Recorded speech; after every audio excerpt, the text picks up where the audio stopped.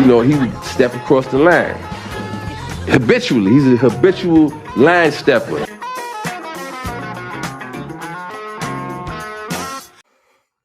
You make me happy. Thank y'all for joining us on the Habitual Line Steppers podcast, y'all. I am Garrett Charles Langley Henson. And I am Terry Ricardo DeShazel II. What's good? Terry, there are a lot of people who are happy this weekend, but I was not one of them. Goddamn Real Madrid did it again, man. Yep. They did it again. Gareth Bale won his 5th Champions League. Real Madrid took home the biggest trophy in soccer despite nobody believing that they're the best team in the world yet again. I think you can give a double shout out to your boys in blue behind you. We can all thank Man City for this fuckery of a weekend that I had to go through. But Terry, let's recap it for the folks at home. It was Liverpool versus Real Madrid. It finished up 1-0 for Los Merengues. Tell me what you saw out there on the pitch on Saturday. Well, I think what we all saw, which was a complete domination from Liverpool, and Real Madrid just happened to score a goal. Real Madrid had 1 shot on target. Liverpool had about, 7 or 8.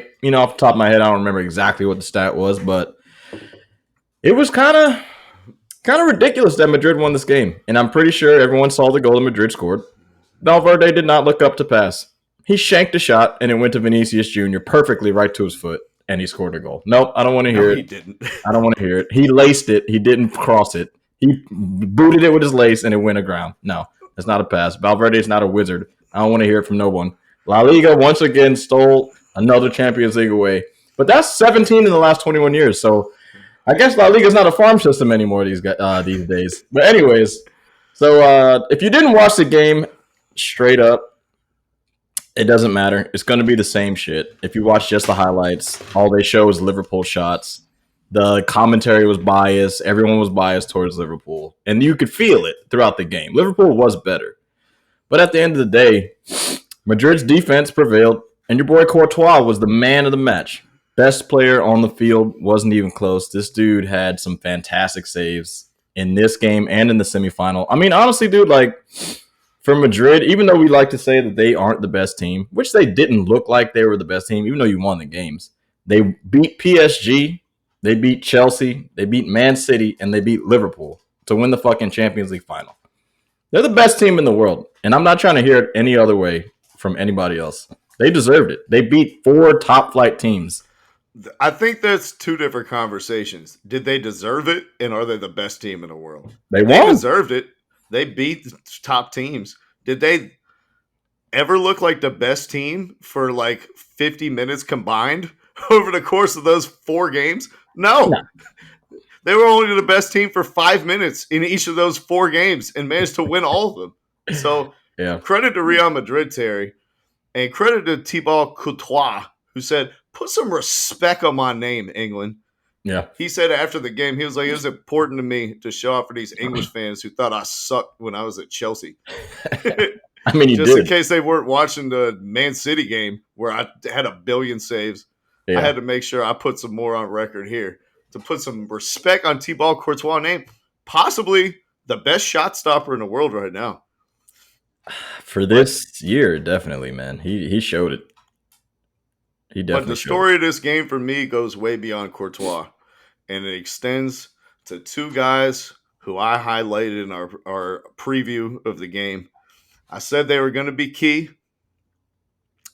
I said one of them was trash. And both of them proved me right. Terry, Mohamed Salah was awful in this game. He was the worst player on the field. He wasted opportunity after opportunity. Let me take you back through some of the horrific misses that Mohamed Salah had in this game. Go ahead. In the first 10 minutes, he wastes a shot in the 6-yard box that should have been a tap-in for a goal. It dribbles tamely to the goalkeeper. Okay. 15 minutes later, he has a header in the 6-yard box that he heads straight to Courtois. Uncontested header. Nobody jumped with him. Mm-hmm. Later in the game, he gets a back post tap-in from point-blank range.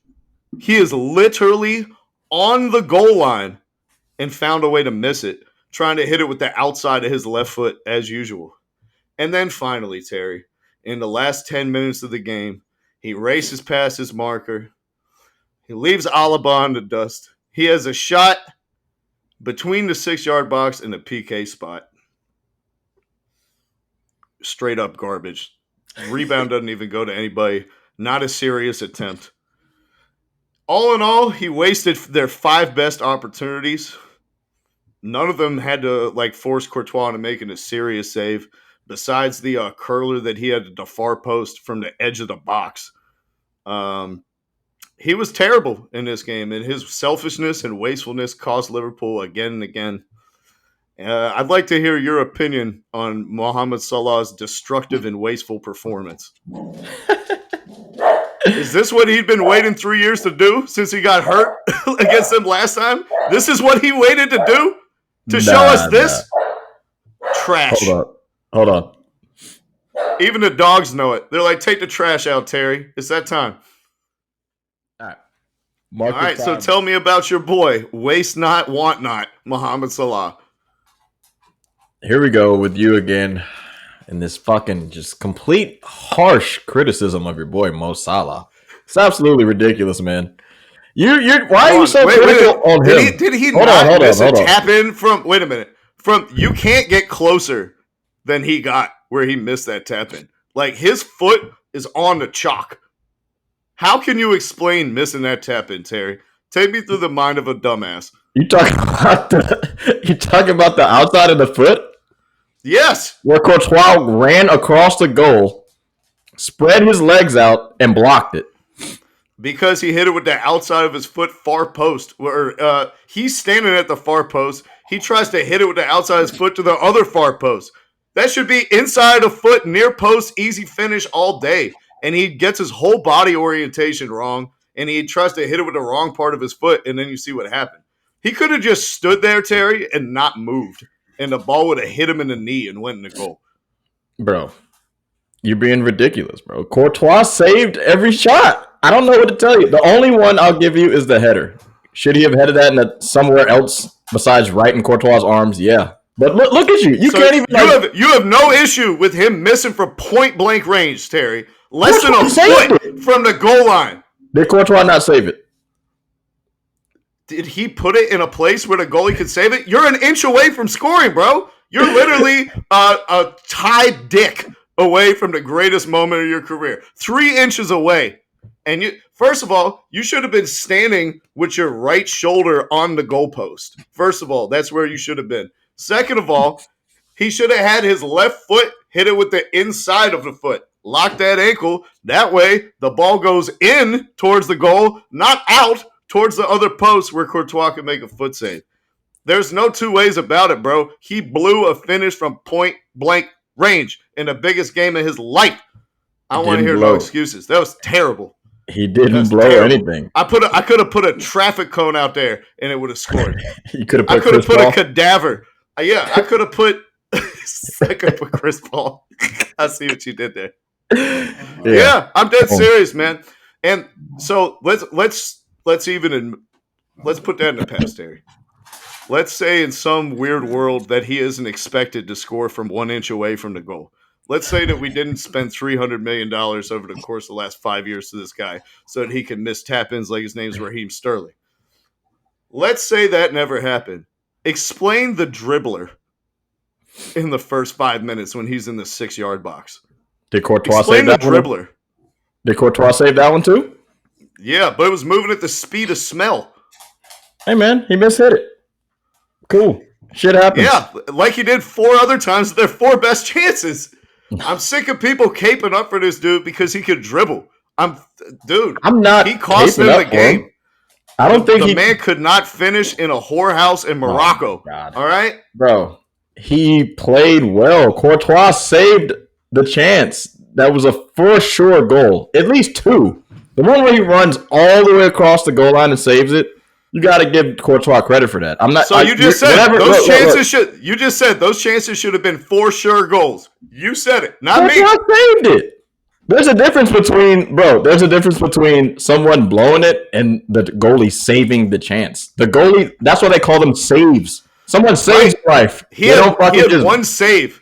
Courtois had one save, which was that curler that was going far post. That header right to his hands, that's not a save.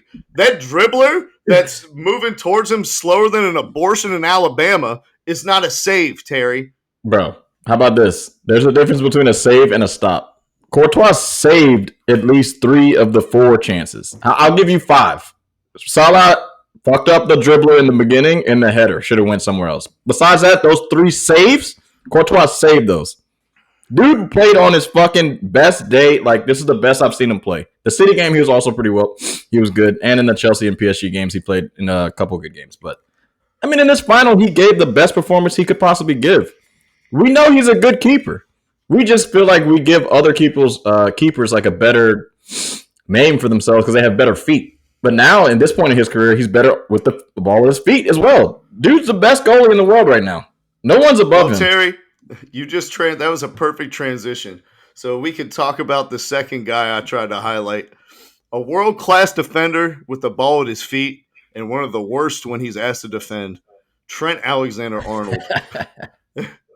The man who's on course to break all the assist records for a defender and yet can't get called up to the England national team squad.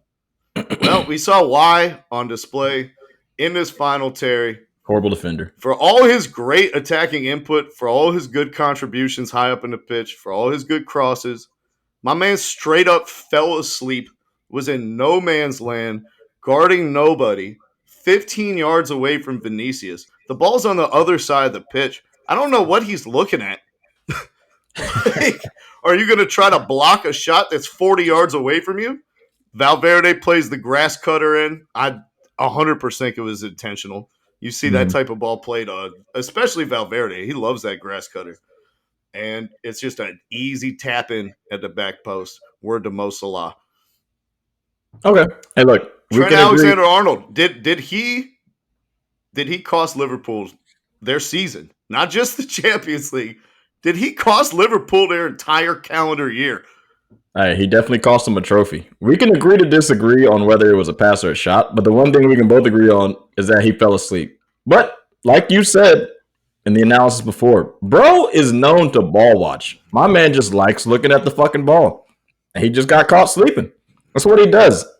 No one ever says he's not a great attacker, not a great dead ball striker, a great free kick taker.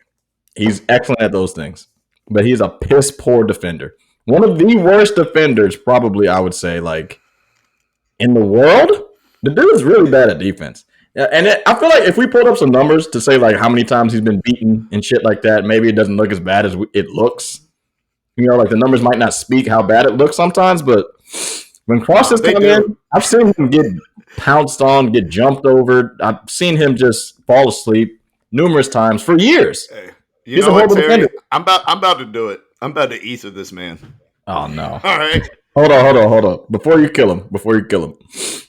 And this is why he doesn't get called up for England. Because international games, the margins are way tighter than every club game. The margins are tight. Because you can lose a game in Morocco if you fucking fall asleep for a second. Like, all these teams have the best players they call up for all their countries. That's why he never gets called up. His defense is horrible. But you go ahead and continue. Ether him. Kill him. I agree with everything you just said, Terry. Where's my camera? Give me my camera. Put it on me. All right? Trent Alexander-Arnold is Sergiño Dest with a final ball and nothing else. Oh, God. Don't disagree. I don't disagree. But moreover, my question is, it's for Jurgen Klopp, all right? The Klopper himself. Why the fuck aren't Liverpool playing 3 in the back? You can look at this team and in 1 second go, they should be playing Konate, Matip, and Van Dijk at the back, and Trent Alexander-Arnold should be a winger. You can make that determination in 1 second. Also, they have 4 dynamic forwards, and one of them always has to sit on the bench. We could move to 3 in the back and accommodate all of these guys somehow. What the hell is Jurgen Klopp doing playing 4 in the back with Robertson and Trent Alexander-Arnold when you have 3 world-class defenders that are an ideal fit for a 3-back system, and Alexander-Arnold can't defend for shit? That's an excellent question. That's an absolute excellent question. But you know how coaches are with their systems and everything. It's fair to say he could do this because we know he's not a great defender. Robertson's I would say he's a above average defender. He's not bad, but when you do have three excellent, I would say like center backs, it begs the question all you need pacey, to switch up. All good in the air, all you comfortable on the ball. Like you can switch up the formation. They would have won this game if they played a 3-4-3. They would have won, like straight up. To be honest, they could probably get away with a 3-3-4. Fuck it. Go all new age. We're switching it up on everybody. They have a fantastic gang and press team. all over the field. You know what? I kind of like it, man. I think your boy Klopp he got a little soft in the shorts for this final, man. You know, I wouldn't say he played a Pep because Pep usually goes like way too aggressive and overboard with his changes, but Klopp was just like, we'll just change nothing and roll out what was working like 4 months ago when we were beating everybody.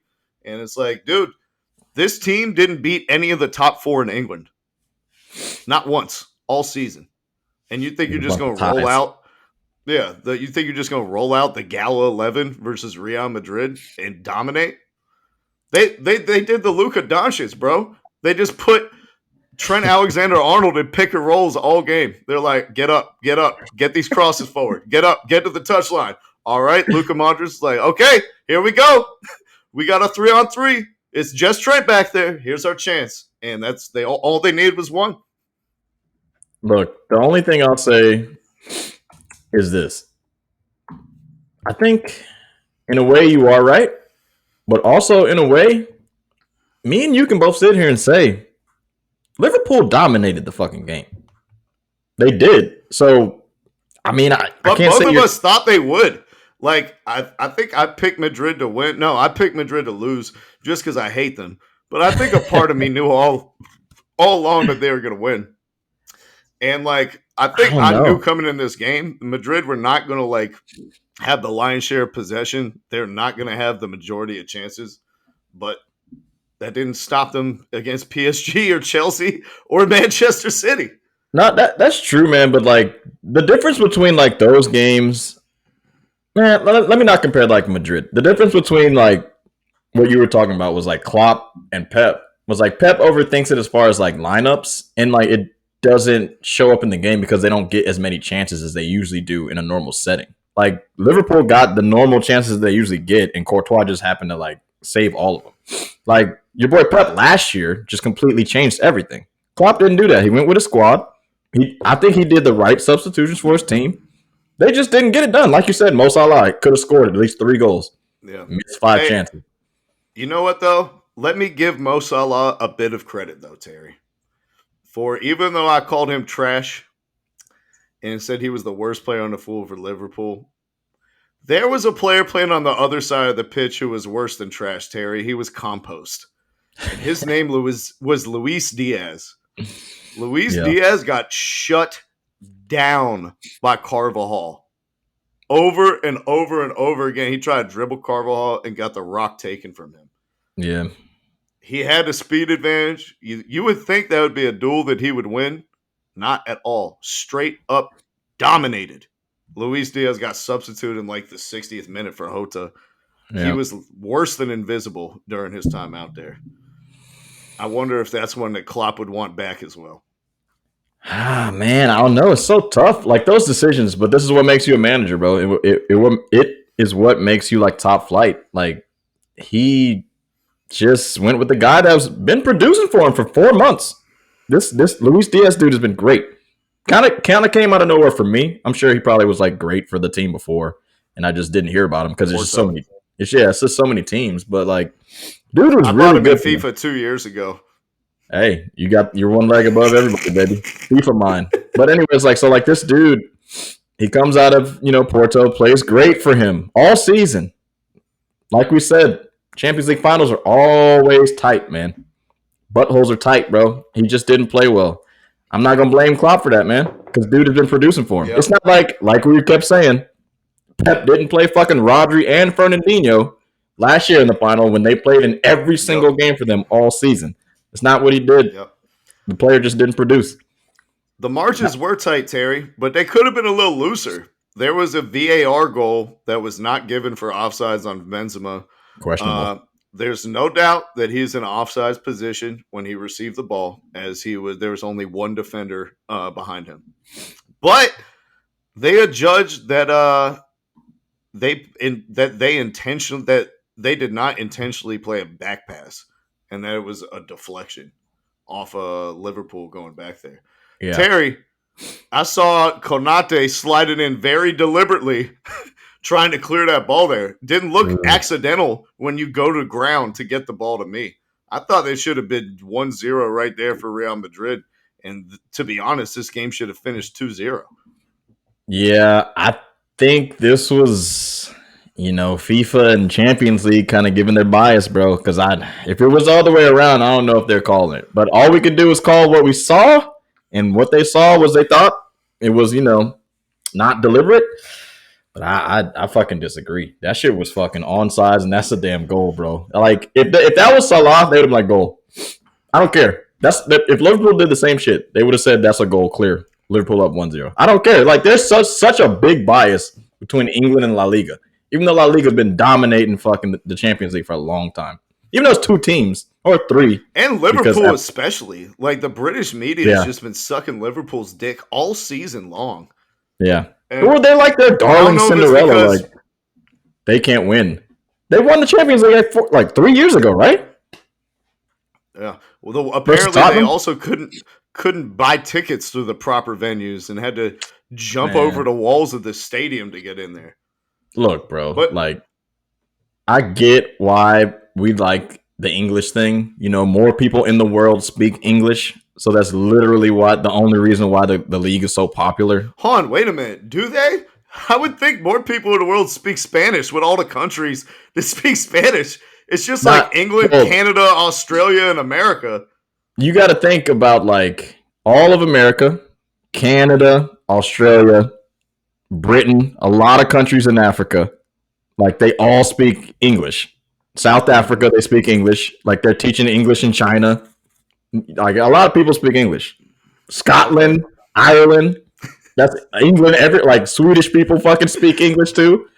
Come on, bro. It's a lot of English. Russia. Have you seen these Russian motherfuckers with that accent? Yeah, boy, they speak it too. And I'm not being racist. They speak fucking English. English is huge, and I get it. So it's just a huge bias because they just want that to be. It's like only racist when you eat your borscht through a straw. That's only when it becomes racist, Terry. When you start trying to put fried chicken and borscht at the Russian restaurant. That's when it goes over the line, man. All I'm saying is we cater to America. The world caters to us. We don't cater to fucking Spanish-speaking people. That's just not a thing. That's all I got to say. And it's a huge bias. And I got the bias as well, but they have a TV contract where I watch most of the games. ESPN Plus is a shit app. I'm sorry to tell you that. But that shit goes in and out all the fucking time. But not on Paramount Plus and not on Peacock. That shit is perfect. That's all I can say. Terry, as ESPN Plus comes and goes, so did Ralph Ragnick this season for Manchester United. He was hired 4 months ago to be a consultant for 2 years. Then he named himself the coach. That lasted about 2 months. Yep. Since then, they've signed Erik ten Hag away from Ajax, the guy who led Ajax to the Champions League semifinals, you know what I mean, with Frankie de Jong and all those boys. I think that's a good hire. And Ralph Ragnick has been relieved of his duties. Terry, the revolution only lasted 3 months, and it was not televised. It was not. But honestly, bro, I feel like you're more shocked than I am. I'm not like super shocked about it. Like United just has such huge expectations, man. Like they really expect to be top 4 all the fucking time. And they said this is their like worst finish though since like before Sir Alex Ferguson. Well, shit, isn't this their worst fucking team that they've had in a long time? This team sucks. At the beginning of the year, we're like, this team could win the Premier League. They have the best attacking talent in the entire world. Cristiano Ronaldo, Marcus Rashford. They bought Jadon Sancho. They had Anthony Martial. For all the things you did up front, you did nothing for the back. You got to change your defense. Your defense is horrible. Like you can't Harry Maguire. What? No. wait a minute. Whoa. Wait a minute. Go. Let's not do the revisionist history shit. Let's not do that. All right. Not me. Oh, really? They're keeping the same the back line that England had in the Euros that did so well. Aaron Wan-Bissaka, he's never sniffed England's national team in his life. No, your boy, Maguire. Maguire? Yeah, I mean, look. You got Maguire and Shaw, one half of England's partnership on the left. Right They there. play on different sides. Maguire plays on the right. Shaw plays on the left. And he plays in a refrigerator box like a big ass little kid. That's what he does. Hey, look. Let's go ahead. Let's deep dive and show them this soccer conversation for a second. England plays very, very well together. They do. And it's the same thing for a lot of national players. Pogba the same way. Some guys look different playing for the national team than they do playing for their own clubs. But in this particular instance, the system is completely different. Harry Maguire just cannot fucking play with a back four. He looked good for Leicester, but beside him was a great defender, and on his right, on his left. And Leicester had a great defensive system. But once he went to Man U and he's playing with Lindelof, who is below average as a fucking defender. Eric Bailly could not stay healthy. He's a good defender, but he tore his ACL when Maguire got there. And who was up? They even threw in Phil Jones, who could never stay healthy. And shit, man, it's just like a whole bunch of people that suck. Like, I don't know what to tell you. They always suck. And Maguire's not good on his own. If you keep putting people beside him that are horrible, what do you think he's going to play like? Complete dog shit. He fucking sucks. And the system is a 5-back or a 3-back for England. And he plays a 4-back at Man U. And we're expecting him to cover all this ground. Like, he always has two people beside him that do a lot of runs. He's the center of the 5 or he's the center of the 3. Now he's isolated and he's getting shown that he's a horrible defender. Not a huge surprise for me that this dude sucks. But no, everyone wants to act like he's supposed to be great because England is great. Systems are different, bro. And I think England and Manchester United in particular have had a long tradition of world-class center backs. Did you hear what Rio Ferdinand said this week? What did he say? He called himself the greatest defender in EPL history. No, that's crazy. Come on. It's too many names. John Terry? Come on, stop. No. Jaap Stam. Nemanja Vidic, who was his own teammate who was better than him. Company was pretty good in his day.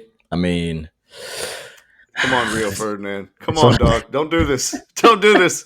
All right. I remember at one point in his career, he said he was the best defender alive, too. And I was like, didn't Cannavaro just win the Ballon d'Or? And Alessandro Nesta is still alive. And Puyol just won the Champions League. And John Terry is Mr. That dude for Chelsea. What the fuck are you talking about, Rio Ferdinand? That's a little wild. But that's the delusional attitude of Manchester United fans. I'm sure that they'll expect them to win the Champions League next year despite not having qualified for it. Yeah. I mean, what do you think what do they need to why don't they just buy the whole England team? I don't understand what the problem is. You're Manchester United. Is it too expensive to buy these trash-ass players that they got for England? Kyle Walker costs too much? Apparently, they're getting Justin Timber. They're bringing him over from Ajax, the 19, 20-year-old, who was the best defender in the Ajax league. He's another one of these guys who's fast, good with the ball, doesn't do a whole ton in the air, but can carry the ball forward, can pass. He'll be a good player for them. They need some pace in that back line. Desperately. Varane? What happened to Varane? Too many injuries? Oh, that's the other guy we didn't talk about. You can't Listen, we knew that was going to be that was toast from the beginning. We knew that partnership was destined to fail. In the words of you, Terry, congratulate when I drafted Mason Cameron. Congratulations, you reunited two dumbasses. Bro, they're so different. How did they think that was going to work? And I understand you can't put two people that are the same, but Varane is horrible in the air. All of a sudden, that kind of just put the energy on Maguire. He's I have to be excellent because Varane can't jump. And Maguire's just nah, this is too much for me. I suck in the air now too. I don't feel like covering for this. They gave up the most set piece goals I've seen in a season for a while. I ain't got no stats on it, but almost every corner I was this is dangerous for the other team. Every single time. What's even more dangerous is when you see the ball at their feet. Oh, God. Varane, Maguire, Wan-Bissaka, all three of those guys are a turnover and defensive third waiting to happen. They got to have a rehaul, bro. I don't know if it means putting Cristiano Ronaldo at right back or what, but they got to find some answers out there in Manchester, bro. So, you saw Varane a lot more because he played in La Liga. You watch a lot of the La Liga games. What happened to him, man? I thought he was a really, really good player. Nah, he just always sucked, and people thought he was good. He's just one of these.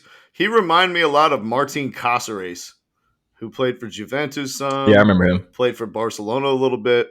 One of these guys who's just super athletic and has no idea how to play soccer. So he'll hawk somebody down on like a 1v1, and people will be like, oh my God, what a great individual defender. But then he'll like not read the play properly and be at the near post when there's two people at the back post and give somebody a wide open chance. Like, he has all the physical tools in the world. He has a terrible first touch. He can't pass. And he's kind of a pussy, to be honest. So yeah, he is. Never been a big fan of Rafael Varane. Nah. And if you look back, he's got some historic fuck-ups for Madrid and for France. So, yeah. When I saw the signing... This is one of those guys that, like, you just see the FIFA rating is like an 88, and you're like, oh, wow, what a great signing. This guy's got to be really good. Yeah. There's a lot more that goes on underneath the hood. Here's the thing, and the one thing I'll say about him, and we can keep talking about Man U, but we can move on from the defense. They're fucking horrible. You can date back on when Thiago Silva came back for Chelsea, right?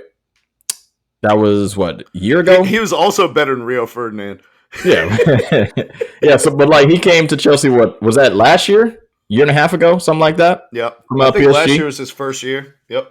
Thiago Silva himself said, I'm getting headaches from these games because of all the aerial duels. There are a lot more aerial duels in the EPL than any league in the world.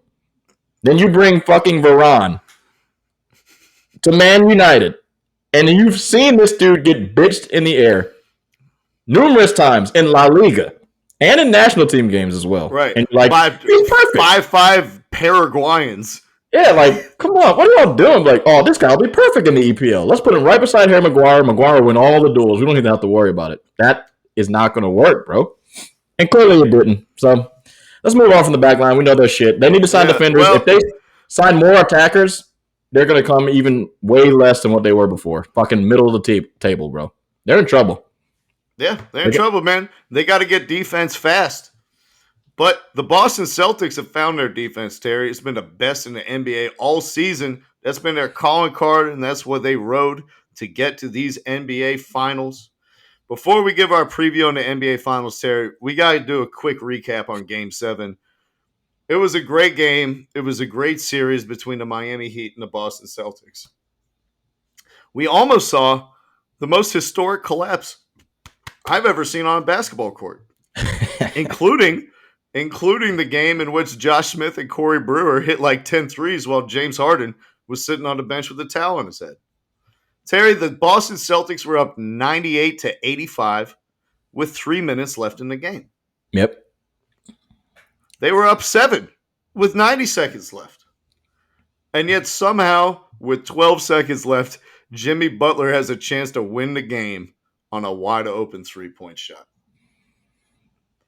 Let me ask you 2 questions. 1, do you have any problem with Jimmy Butler taking that shot? And 2, have we ever seen a team make the finals by escaping?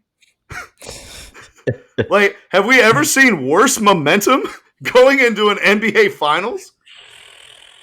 I don't think so. I'm trying to think back. I feel like there's that. When the Lakers beat the Blazers, was that round 2 or was that the conference finals? That was round 2, I believe.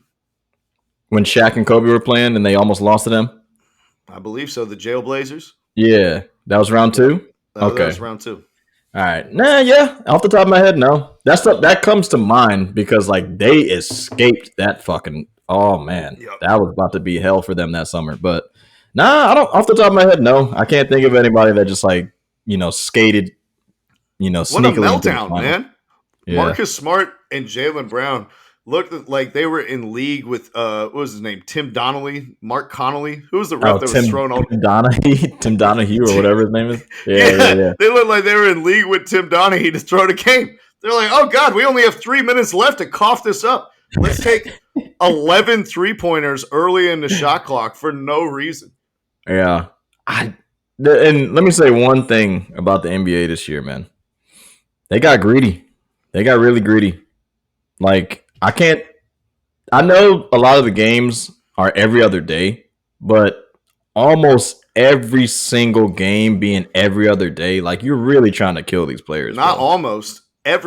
For the conference finals, they did it every day you have a game. Yeah. Every day. No days for travel. You said that third day for travel. You know what I mean? Yeah. They got greedy. But anyways, moot point. The Celtics got lucky as fuck. Do I have a problem with the Jimmy Butler shot? No, not really. Would I have liked for them to drop a play? Yeah, but, recently these defenses have kind of been really good on these drawn-up plays after timeouts and shit, so it's kind of tough to say, like, I'd rather see a drawn-up play. I mean, dude had a wide-open shot. He pretty much put them in this position throughout the game and throughout the other games. I got no problem with Jimmy Butler shooting it.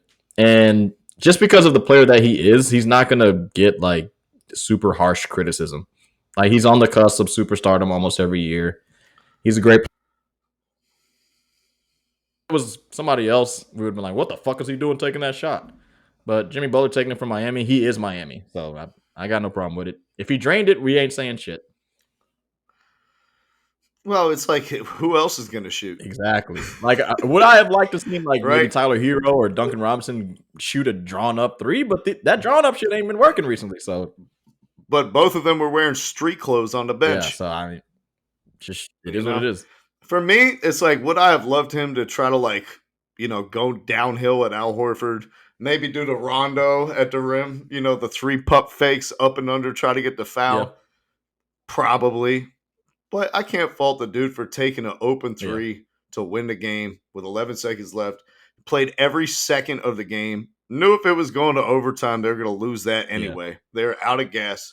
Got to go for 2. Yeah. Can't kick the extra point. He said, let's try to win it here. I wish it was a better shot. Like, it's off. It's way the fuck off. It's not even close. I just wish for his sake it had, at least hit the back of the rim or something. Yeah, it's tough, man. But he is Miami. I really wanted him to make that shit. As much as you'd love for. I really wanted him to win the fucking Larry Bird trophy. Yeah. Well, what's your take?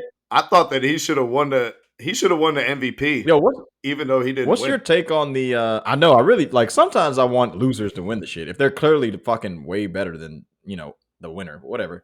What's your take on there's no trophy for LeBron, Michael Jordan, or Kareem. Probably the best 3 players in NBA history. There's no trophy named after them. I think I like how they did it because Bird and Magic saved the NBA. I get that. It was too black. It was too invested into drugs. The games were on tape delay. Yeah. Nobody was watching it. And then Magic and Bird saved the NBA and turned it into the game that we have now. Moreover, they were great friends at the end of their career, but at the beginning, Larry did not like Magic one bit. It took several years for them to become friendly. And they were the perfect polar opposites, with Bird, the white guy, being in Boston, with all the racial politics and everything of the time. Magic being black in LA with Showtime. It wasn't just a clash of 2 basketballs. It was a clash of 2 cultures, 2 ways of seeing life. And then them winning MVPs right after each other, with Bird winning 3 in a row and Magic. I think it was the right selection, man. That was a time where the NBA was divided. Were you yellow or were you green? No, it was. Hey, and but Michael Jordan was so damn good there wasn't no debate. There wasn't nobody who was like, oh no, I'm a big Gary Payton guy. Gary's gonna get it done.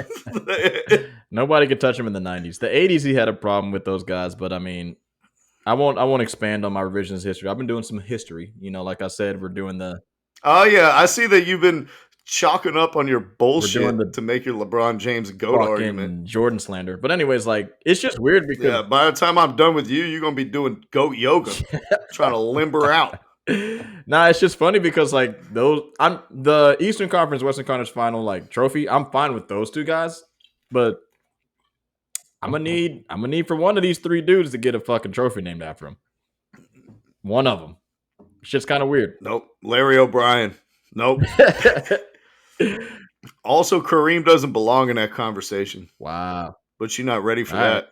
But you're not ready for I got that. nothing to say. I don't give a fuck about Kareem. Anyways, You put Bill. You skipped right over Bill Russell and went to Kareem. Bill Russell's the Who Finals won MVP trophy. Yeah, he's got a trophy All named right, after so him. you let him have one. You say He's okay. had it for All right. years. It's been named the Bill Russell. I'm not gonna lie, Terry. I didn't know it was the Bill Russell Finals MVP. He always hands it out. You don't like notice that he's always the person to hand out the fucking Larry O'Brien. Yeah. I thought that it was just because he was like, the last motherfucker's still with us. They named it after him. The MVP trophy. I thought Bill Russell just started hanging it out after George Mikan died. Nah, man. But anyways, yeah. All right, man. Well, he's going to be around this year, Terry, and I predict he will be handing the Bill Russell trophy to Steph Curry. Terry, let me ask you. Will Steph Curry win the Finals MVP while being guarded by the Defensive Player of the Year? Ah, man. Marcus Smart doesn't look healthy, bro. He doesn't. It's gonna be a problem, man. I think Steph. You think so? I think Steph might do something special. I think he will, but it depends on how the Warriors kind of play it. It seems like in this one you might want to play shooters a little bit more. I mean, of course, Draymond's going to stay on the court and shit, but Jalen Brown and Jason Tatum are really good defenders in their own right. So it's going to be interesting to see like how they're going to play like the pick situations, not the pick and roll, but just like the off ball screens and stuff like that, and like how they're going to kind of switch because they like to do a lot of. They're going to switch. Yeah, I mean, like they like to do. That's how they're going to play. They like to do a lot of that pick and roll shit with him as well. But like Robert Williams and Al Horford are like kind of smart defenders, and their feet are decently quick for big guys. This is tough. I mean, if you saw the regular season matchups, it was nail biters for pretty much all the games, if I'm not mistaken. I mean, yeah. Well, I will say Marcus Smart historically has always played Steph Curry really well and has always given him a lot of trouble. I'll also say that's been a big contributing factor to why the Celtics are the only team in the NBA to have a winning record against the Warriors since Steve Kerr took over. Yep. Marcus Smart's been a big factor in that. I will say, on the other hand, Terry, only 2 players in NBA history have ever won Finals MVP while being guarded by the Defensive Player of the Year that year. Could you guess who they are? You said 2 players being guarded by the Defensive Player of the Year, won Finals MVP? Yep. The only 2 to ever win Finals MVP while being guarded by the Defensive Player of the Year. Probably Jordan. Yep. And LeBron. Ooh, no LeBron. So that means no Draymond, no Kawhi. Hakeem? It's like, nah. I have no idea. I really don't know. Larry Legend. Mr. You got to go all the way back to Larry Bird. Who's the defensive player of the year? MJ, Michael Cooper. Oh, that's right. That motherfucker was good. All right. Yep. Not bad. Larry Bird torching Michael Cooper and MJ taking on the glove. That's it. For all the great players that we've had in the NBA 75 and the pantheon of all these years that we've had, it's happened twice. Doesn't seem like it would be a great bet to happen. And I feel kind of bad for Steph Curry because the narrative is if he doesn't win Finals MVP, this motherfucker is trash. It's gonna be weird. It's gonna be weird especially if they win. If they win and he doesn't get it, it's just like, come on, bro. Like, come on, bro. You got to get one of these, man. I hope Otto Porter Jr. wins Finals MVP so he could finally validate that I'm a Kevin Durant type comment that he God. made when he was at Georgetown. Hey, look. The only thing I'll say about this is, though, like, it's not unfair to say that Steph has struggled in the finals because his numbers are a lot lower than what they usually are. But it's a little unfair. Like, his numbers are still pretty fucking high. He deserves at least one. 26, 6, and 6. Yeah, like, that's what he's averaged for his career in the finals on 40% from three and like 60-something% true shooting percentage. Like, we look at that and we're like, wow, he really didn't show up. Anybody else who dropped 26, 6, and 6 shooting 40% from three. Bro, this is when this fucking sports media just gets insanely stupid, bro. Like, these narratives just make no fucking sense. Like, yeah, does he play a little? I'm not even gonna say worse. His percentages are just a little worse in the playoffs. He still is really fucking good. He's just not gonna, like, the way he plays the game. He's not gonna be that dominant regular season Steph. You're never gonna see that. You reminded me of something, Terry, because I don't think it's his scoring or his shooting that maybe has the biggest dip in the playoffs. It's his turnovers. Yeah. During the playoffs, Steph Curry will cough the ball up, whether it's a needless behind-the-back pass in Game 7 of the NBA Finals or just dribbling off his toe in transition. I do not know why, but he turns the ball over like twice, 3 times as much in the postseason as he does in the regular season. It's a tick up. And that's got to be something. If he wins the Finals MVP, that's got to be the number one thing that he gets under control. Not the shot selection, not burying 35-footers off the dribble. Yeah. He cannot give the Boston Celtics runouts, dunks, and transition corner threes because that's the only way they can score. That's true. But with you saying that, he is averaging the least amount of turnovers this year. It's at 2.6, which is really low for him. So, I mean, if he keeps it at that tick, then we're looking at Warriors. And I think the addition of Jordan Poole and Wiggins helps a lot with that as 2 other guys who can handle the ball some more and get some of the responsibility out of his hands. That's true. Whereas before, it was like Klay never really took more than 3 dribbles ever. Yeah. You know what I mean? Steph Curry would be the only dude required to handle the ball unless it was Draymond, who's not being guarded, or Sean Livingston, who is not being guarded all the way out the 3-point line. But then, like, if you look at the teams he just played, he played an elementary school basketball team in the Denver Nuggets with the MVP, who's an absolute beast, but their defense is horrible. Memphis defense is decent, but, I mean, they're not causing crazy turnovers for Steph. Like, it's when other people were dribbling. That's when they kind of got the ball away from them. And then when they played Dallas defense is all right, but you just saw them play a bunch of gimmicky bullshit defense. And they were asking the Warriors to play man-on-man. They were begging for it because they knew the Warriors just torching them. And it was only 5 games. So we'll see. Boston's a real defense. This ain't no cookie-cutter West defense. Well, they're not just real. They the best, as Biagio would say. Number 1 in defense. Since the Derek White trade, it was like a huge gap. And we said this on the pod when they gave up the pick for him. I was like, I don't know how you're going to score against their top 6 men.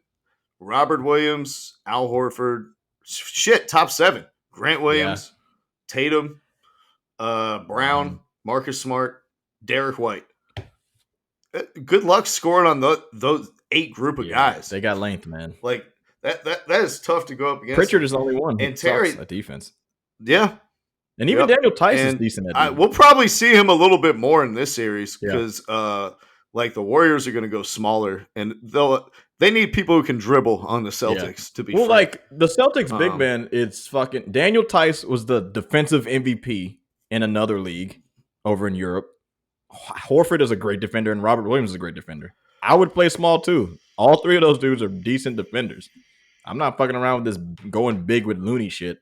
You can get that shit the fuck up out of here. I know you need some nice screens and all that, but Steve Kerr. It depends how much Robert Williams can give you, man. Like, he looks so hobbled in Game 7 of the Eastern Conference Finals. But they always had that ace in the pocket since making that Derek White trade of sliding Al Horford down to center and playing a little smaller. Who knew Horford would play like this? That lineup has been killing people all postseason. with Horford as the only big and Tatum as the power forward, absolutely killing people by like 15 points per 100 possessions. And credit to Al Horford, who you talked about having some quick feet and being the anchor back there. He was tested in isolation more than any other player this season, but he only gave up 0.72 points per possession out of ISOs. Jesus. That is number one out of everybody in the NBA. To be honest, though, I get why they go at him, because it's like you go at Tatum, who had the best defensive rating of anyone in the regular season. Brown's a really good defender, smart defensive player of the year. And then Derek White was a good defender. It's just like, yeah, I'll take my chances. Yeah, Derek White had like 5 steals in Game 7. Yeah. It's like, yeah, I think I'll take my chances with this old Al Horford guy. Fuck it. Wrong. Yeah. Wrong. Hey, man. He's actually one of the strongest defenders on the team. This has a recipe to be a great finals. I hope it goes 7. I really do. The Celtics defense is fucking fantastic, man. And I'm not going to say it seems like they like clicked offensively, because they really didn't. Like the guys just kind of knocked down shots. That's all I can really say about them. If Tatum is that guy, if he's averaging 29, I think Boston's definitely taking this. They're definitely taking this shit. But it's not up to Steph, bro. Steph's going to be Steph. It's up to Clay. It's up to Jordan Poole. It's up to Wiggins. They got to step up. Well, for me, Terry, it's up to these 3 guys as well. Gary Payton II, Otto Porter Jr., and Andre Iguodala. Can they return and give the Warriors something? All 3 of them returned to practice this week. All 3 of them are moving around. Otto Porter is expected to play game 1. Iggy and Payton are expected to return like game 3. Who Payton? That's suddenly like some defensive weaponry of their own that the Warriors can throw out there. And, for all the compliments I've been giving Boston about their defense, it's so suffocating. They're so connected. The IQ is out of the gym. Offensively, they've been the opposite of that. Yeah. We saw in their meltdown in Game 7.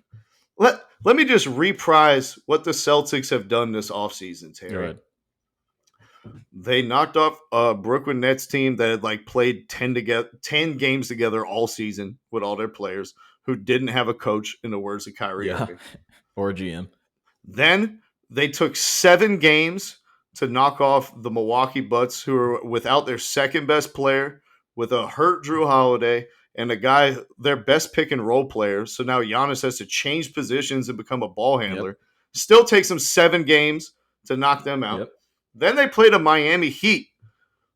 Tyler Hero misses 4 games. Kyle Lowry misses multiple games, is in the shell of himself. Duncan Robinson doesn't play the entire series.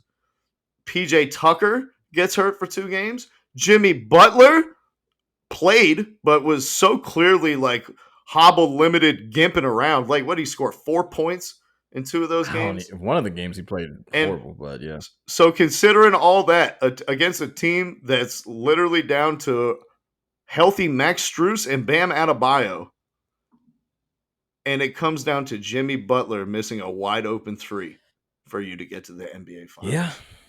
Terry, color me unimpressed. I picked the Celtics to lose in every round of the playoffs. That's not going to stop now. All right. I'm drinking the Haterade. I got an IV right in my arm. All right. Hey. I'm picking the Warriors in 6, but I want to say 5. Ooh, fuckboy sweep. Fuckboy sweep. Gentleman sweep, huh? Hey, look. You're saying 6, definitely, right? I'm saying 6. Warriors in 6. I feel like there's one recipe that'll be very, very sneaky. You got to play Pritchard super duper tough. You got to play him off the court. Anybody who can dribble, get them the fuck off the court. Derek White, we're going right at his dumbass. Get him in foul trouble. And also Pritchard. Once you bring it up, and it's Marcus Smart, Jason Tatum, and Jalen Brown, especially Jalen Brown. You get them dribbling, doing all this playmaking shit. Smart, he's okay. Those other 2? Turnover time. Yeah, baby. I'm telling you, if those 2 guys, you can get them off the court, I think it's going to be a recipe for disaster. But with that being said, I don't know, man. Like, with this defense that Boston has, I think I'm going to take Boston in 7, bro. I'm gonna take Boston in 7, bro. Their defense is stupid. I just have so much questions about their offense. Yeah. Man.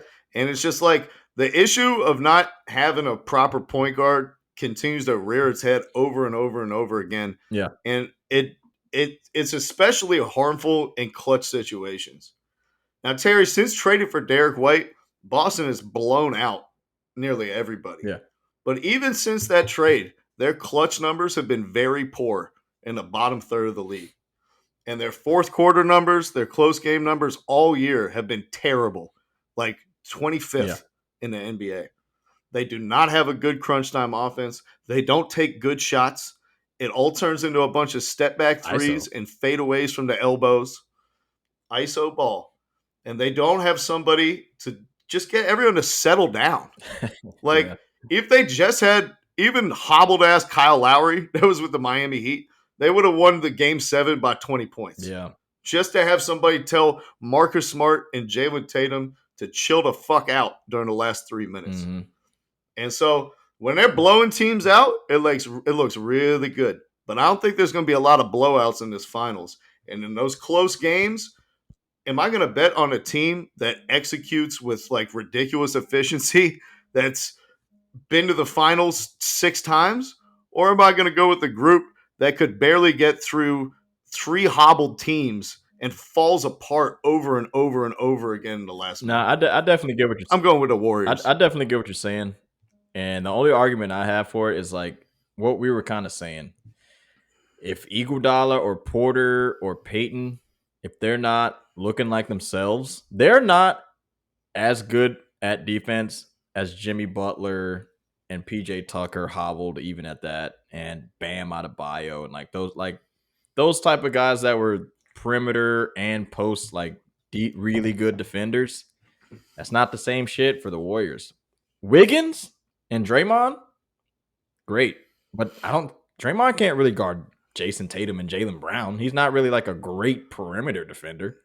So it's up to like, I think Jalen Brown is going to get his numbers because he's probably going to be torching Clay and whoever the fuck else. It's going to be up to Otto Porter and Iguodala and Gary Payton and Wiggins and all these guys.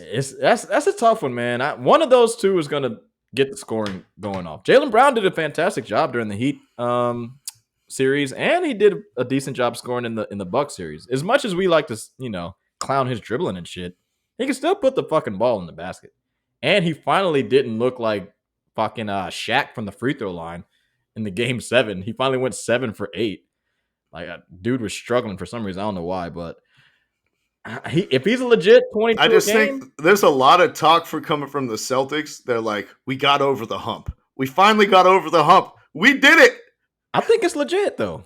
You guys haven't done shit. Nobody remembers the team that loses in the NBA Finals. That's true.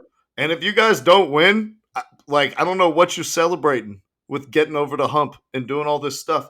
If they lose in 5 games in the finals, guess what? People are still going to call to break up Tatum and Brown. Nah. We saw this with Luka Doncic. One day he's the next Michael Jordan. The next day he's the next Tracy McGrady. All right? This is how the world works, man. Yeah. Don't celebrate till you win the championship. No, I got you. But let me ask you a question, though, just to kind of solidify Boston. We know this isn't the best Boston team that we can see. We know they haven't had a point guard for years. So are they at their max level? I mean, with this roster, they are. But so, like... obviously, everyone thought Dennis Schroeder was going to come in and take him to the next level. Come on. Anyone with a fucking basketball mind knew that shit was fucking... Yo, did you see he got a tattoo of the Celtics on his body? Yeah, I saw that. He got the little lucky Irish guy on there. But look. The only thing I'll say about Boston is, look, bro. They're a young team. These dudes still are on decent contracts. I don't think there's any, like, dispute on anybody's contracts coming up. All they need still is a point guard if they end up losing. So, like, I'm not super worried about them. Did they make it over? Al Horford's a free agent, and he's 35 years old.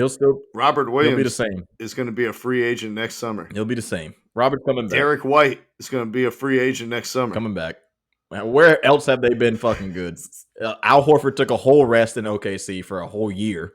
He should be fucking fine. Robert Williams, bitch ass. That's why I think he's the only reason he's good to go for the Celtics. No, definitely. Like he was looking kind of creaky Yeah. for the 76ers when he was playing with Embiid. I was like, shit, I think Horford might be cooked. Took a year off at OKC. Yeah.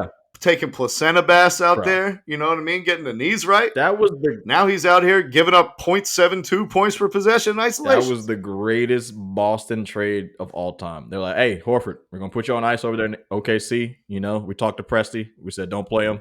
We'll bring you back for the playoffs for next year and the whole season.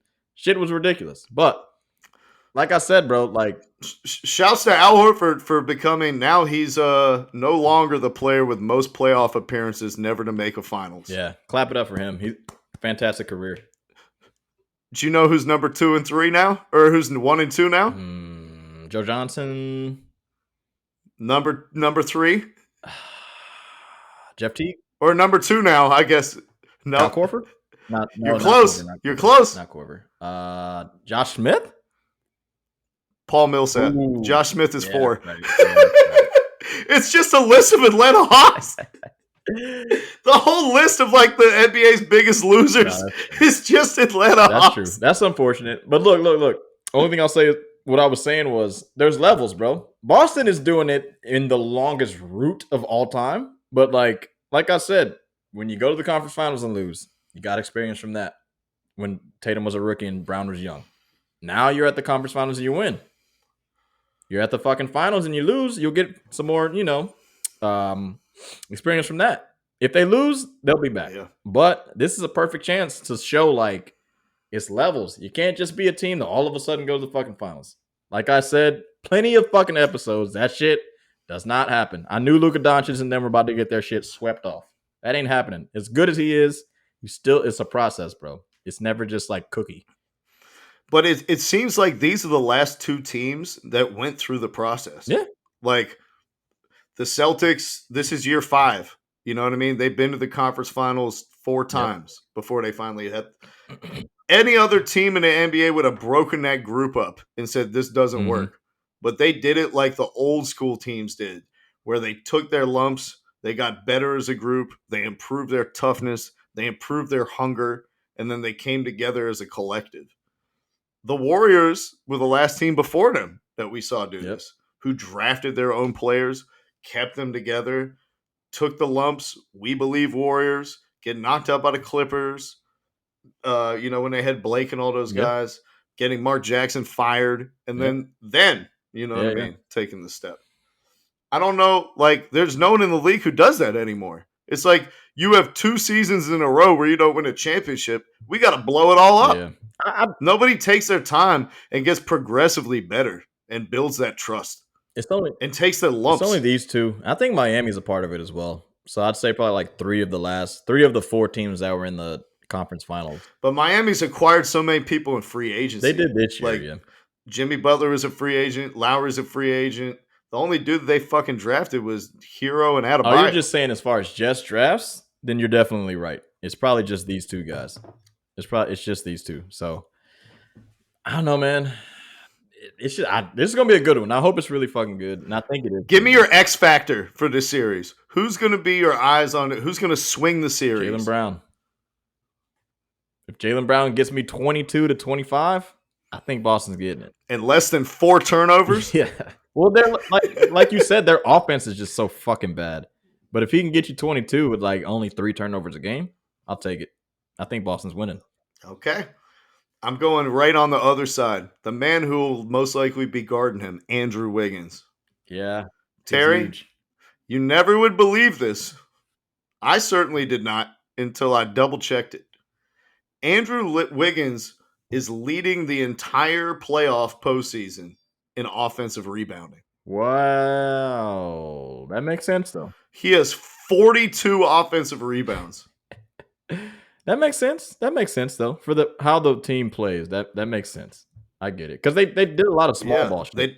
They don't have a bunch of big guys. Like, they got to get that rebounding from the guard and the wing positions. I think he could be making his presence felt. And especially if Robert Williams looks like he did in Game 7, and they have to play Horford at center, I expect Andrew Wiggins to make his presence felt on the Yeah. boards. And also a big thing for me is, and I know like everybody keeps saying this shit, like they need this guy to do what he does. But Marcus Smart shot selection, chill the fuck out. Ruh-roh. Stop shooting so much. Let Jason Tatum be a fucking superstar, bro. Stop shooting so much. And just hopefully if he's healthy, we can get a good matchup between those two guys. Also, Gary Payton fucking shackled Michael Jordan, by the way. Just wanted to put that out there. That's why he won Finals MVP. George Karl only put him on for 2 games, so no big deal. Yeah.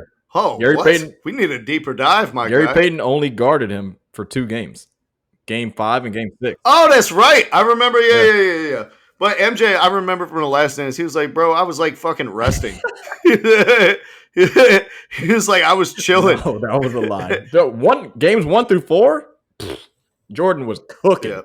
Cause you remember? That's when he was laughing at the tablet. Yeah, and he was like, no, I remember that. Hey, look, come on, man. if I'm Jordan, I'm doing the same shit because I won. But if you look at the numbers, all I'm saying is shut the fuck up, MJ. But I fuck with you, though. But also, Larry Bird, Larry Bird cooked Michael Cooper. So Larry Bird is the last legitimate dude to actually cook a Defensive Player of the Year in the finals. Larry Bird, he cooked his ass. And also, another one that I'll say, Magic Johnson got 2 bullshit MVPs. He should have ended his career with 1. They gave him one in 90 and they gave him one in 91. Back-to-back bullshit MVPs. Didn't deserve him. You don't think he should have got the one as a rookie playing center? No. I'm saying the ones in 90 and 91 he didn't deserve. I'm talking regular season MVPs, not like the finals joint. Oh, okay. Not finals MVPs. The 90 and not the George Mikan trophy. Bro, 90 and 91. 91, they fucking completely screwed Michael Jordan. And then in 90, they probably should have gave that shit to Isaiah Thomas. They just wanted it. Hey, they wanted them to end even. You lose? They wanted Larry Bird and Magic Johnson to end with even MVPs. So they were like, we got to do this. We got to do this. Oh, I believe it. Everyone knows Larry was better than Magic. That's not up for debate. What about these top 10 lists that, got it all twisted up? Well, I can't wait to get to them, Terry. And Terry, let me ask you one final question while we're talking about Magic Johnson, legacy, and Steph Curry. No, I don't. If Steph Curry does win Finals MVP over the defensive, while being guarded by the Defensive Player of the Year, he will then have 2 regular season MVPs.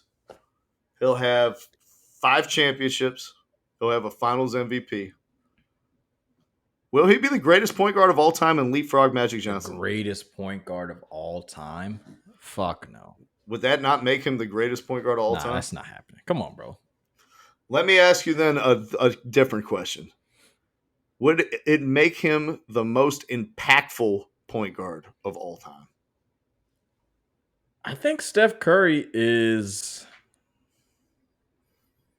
in a list of people like Shaq. I think he's one of the most dominant players since Shaq in an opposite way. Like perimeter-wise, all these fucking double teams and the Warriors are getting wide open layups from him just running around a curl, and they're just like, we got to double this dude and getting easy layups and shit. Dude's dominant in a different way. I think you might be right. Like, as far as impact, it's like him, Shaq, Kareem. I mean, yeah. And I think just in terms of like how he affected the style of play, not just in the NBA, but generationally. Yeah.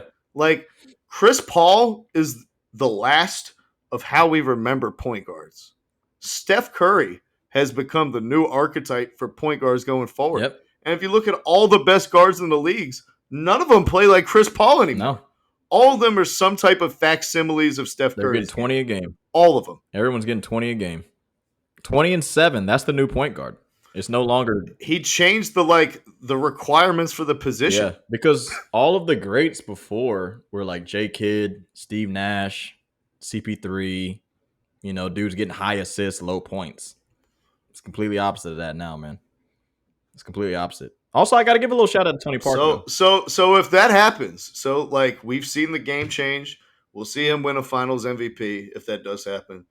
Only unanimous MVP, and you still don't think that his greatness is at least on par with Magic's if that was to happen. Man, Like that his greatness reverberates for decades. Like everyone wants to be him. That's how great well, I mean, he is. he is great, bro. But like in the same vein, Magic. I mean, Orlando drafted Penny. Like Detroit drafted Grant Hill. Like people just drafted big guards. Like Miami drafted Smitty, Steve Smith. Like dudes that were 6'7" and up to be point guards. Jalen Rose. Yeah, Jay Rose. Like Yep. he changed the whole '90s era, bro. He really did. So He did. And everyone wanted to do behind the back passes on the Yeah. break. But I think maybe Steph is the first to represent a seismic change since Magic. I think so. Where Magic did something that looked different from every other Yeah. point guard that was in the NBA. And as a kid, you looked at it and you go, I'm going out to the basketball court with my friends, and I'm going to work on going behind my back on the fast break. And I'm going to work on the reverse between the legs dribble and the fast break.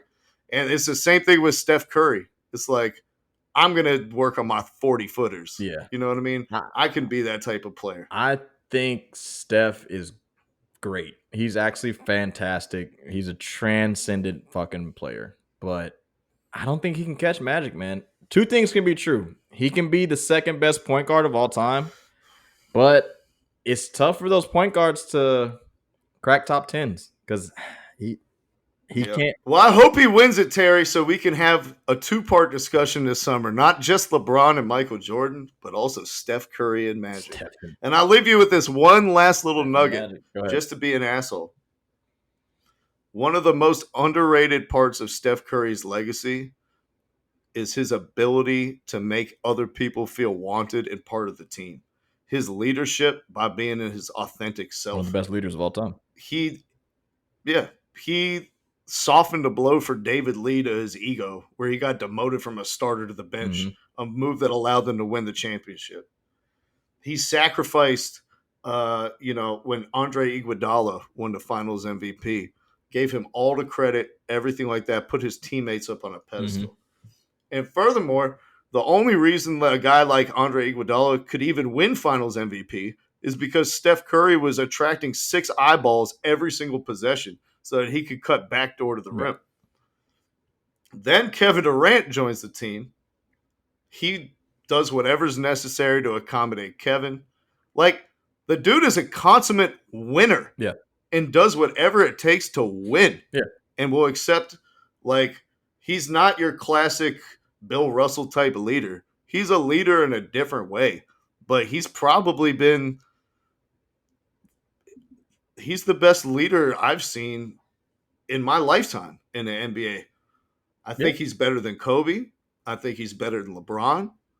I think that'll probably be his defining, like, trait that gets overlooked in all of this is what an amazing leader Steph Curry has been. Nah, you're right, man. You're right. And it definitely especially showed when KD got there. But yeah, I think you're right. I think you're definitely right. And then for KD to leave, you know what I mean? Klay to tear his ACL, then tear his Achilles. For them to be the worst team in basketball, get the number 1 pick, Steph to come back in the second half of the season, make the play-in, lose in the play-in, and then say, we'll be back in the finals next year, and then do it? Yeah. Nah, dude's special, bro. He's special. Hey, look. There can be an argument made, but passing Magic is going to be tough, man. I mean, he's got a good group of guys. Like, if he wins another one, then it's unfucking deniable. Then I can't say shit. But it's in the same shit with Jordan. Like, I don't think it's going to be hard for a lot of people to say LeBron's better than Jordan because he's too many championships away. Steph's got 3 with no finals MVPs. He's 2 away from Magic, who has 5. Magic has 5 championships. If Steph gets 4, maybe. But he's got to get 5 to talk to Magic. He's got to get 5 to talk to him. And I'm not saying it's not possible. We'll see. That boy Steph crazy. He's stupid. He'll go off or whatever, man. Yeah, man. I wouldn't bet against Steph Curry. Yeah, man. But you know who else is stupid, Terry? Do it. It's our line stepper of the week. Sir. Now, this is a special line stepper of the week, Terry, because this is it's like a double disc, I would say. Liz Cambage won Line Stepper of the Week months ago for her outburst getting kicked out of the Olympics and everything like that. But Terry, this week the video has surfaced. Yeah. So explain. The video has Tell surfaced. the people what happened. So, to those the uninitiated, Liz Cambage is the finest women's basketball player in the world. God. Come on. What? Skylar Diggins Smith? You just can't handle all that, Terry. All right. You said, let me get a point guard. So she's on so Liz Cambage, she's like 7 feet tall. She big as shit. All right. Very physical. Great touch around the rim. She's half Australian and half Nigerian. She was representing the Australian national team in the 2021 Tokyo Olympics, where prior to the Olympics, the Australian team had a scrimmage against Nigeria to tune up before the joint. Before the scrimmage, she was thick as thieves with the Nigerian players, Terry. They were talking about her heritage as a half Nigerian, growing up as a Nigerian in another country. They were swapping jollof rice recipes. They were doing the whole thing. Mm-hmm. Not 5 minutes later, into the game, she gets fouled. She elbows a Nigerian girl in the face. They take a timeout. First of all, should have been ejected for the elbow. Yeah. After the timeout, she slaps another girl from Nigeria in the face. Then they stop the game because they're like, you just can't slap people, whether it's a scrimmage or a regular game. Like, I don't know if FIBA has some rules for this or not, but we do in Nigeria. After the slap, she called the Nigerian players monkeys and told them to go back to their third world country. The practice was canceled before the second quarter had finished, Terry. That's tough. Can you explain this to me? Calling somebody as a half Nigerian person who was born in Nigeria, calling other Nigerian people monkeys and then telling them to go back where they came from, which is also where you're from. There's no explanation, bro. She came out of her body. Well, actually, she did give an explanation.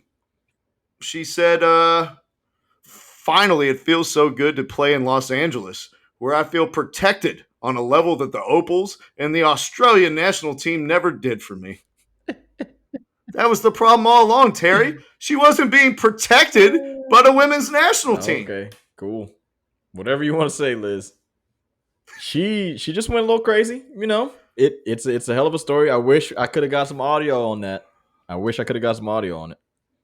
But Terry, this opens a greater Pandora's box, which is, can you be fired for being racist against your own race? Yes. Yeah, you can.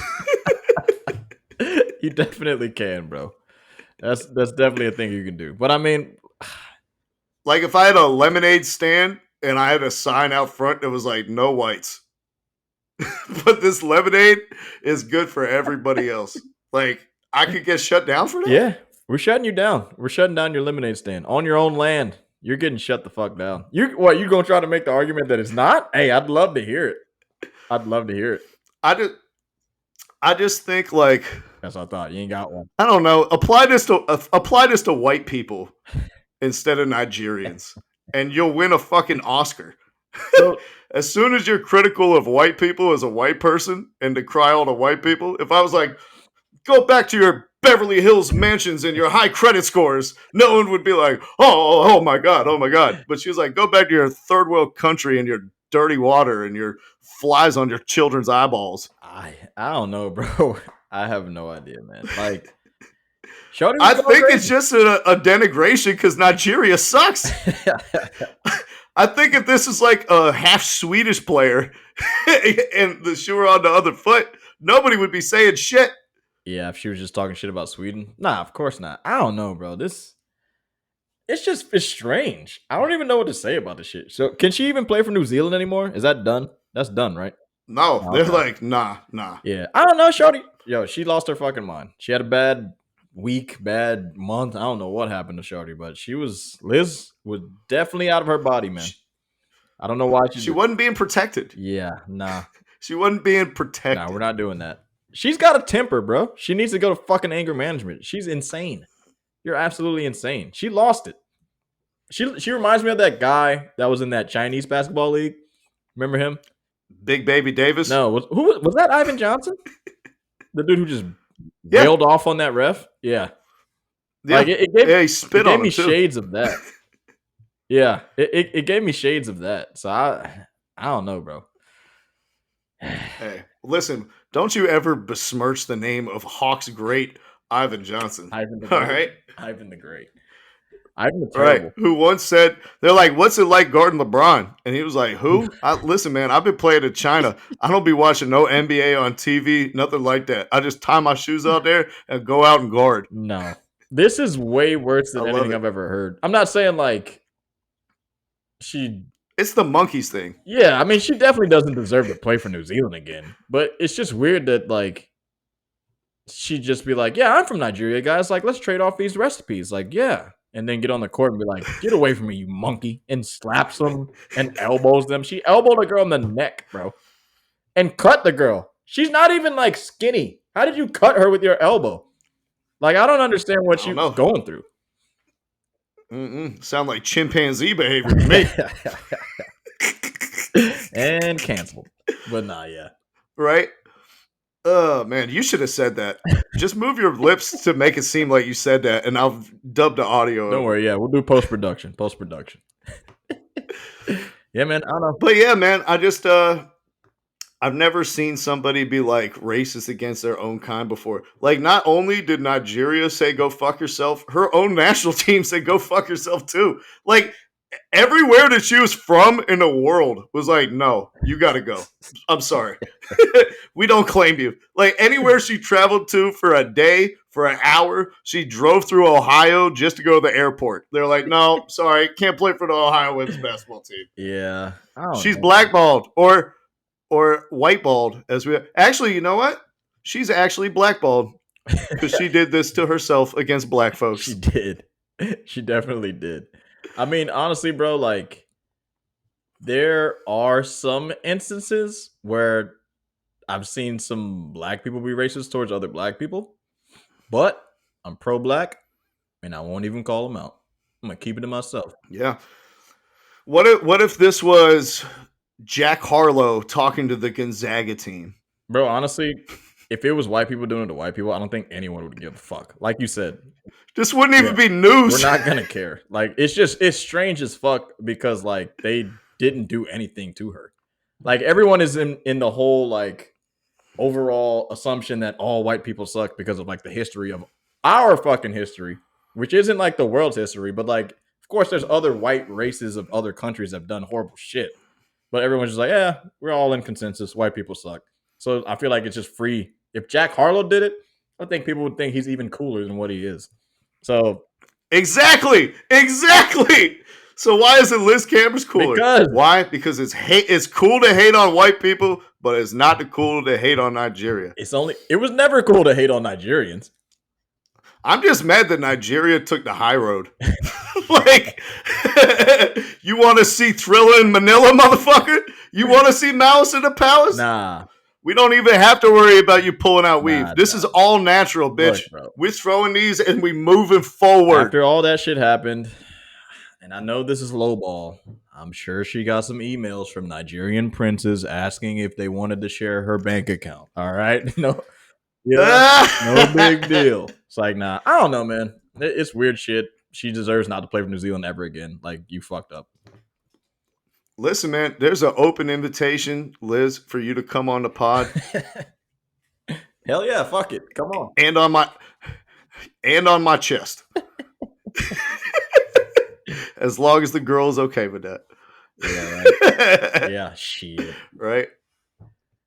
All right, buddy. Oh, no. That wouldn't work. I just realized my girl is dark-skinned. Well, guys, this concludes yet another uproarious episode of the Habitual Line Steppers podcast. Make sure you guys drop a like. Make sure you comment. Let us know. Will Steph Curry surpass Magic Johnson? Can he actually win the Finals MVP against the Defensive Player of the Year? And is Mohamed Salah hot garbage or just cold rubbish? You guys let us know in the comments. Nah, he's great, man. But yeah, man. Hey, look, manifestation of why Michael Jordan's second best player coming out after the season, after the finals are over. Also, check out Garrett's articles on www.thehlspod.com. HLSpod.com. We will have the Hawks one coming out this week. Terry, I've spent over 11 hours in the NBA trade machine coming up with 4 fake trades that the Hawks could do to jumpstart their offseason. Wow. One of them is a 4-way that would make Prince jealous. Love it. So you guys will have to stay tuned for that one. And thank you for subscribing, bro. We're at 492 as we speak. So next week we'll probably be at 500, hopefully. Just thank everybody for, subscribing and listening. And keep on commenting on all the videos, bro. It helps the algorithm out for us. And keep viewing it as many times as you can, bro. Help us out. We're just out here trying to make a buck out of 15 cents, man. That's right. And remember, guys, COVID is coming back, and so is monkeypox. So get your shots. Peace. Peace. Thank you for listening to our podcast this evening. Thank you. You're far too kind.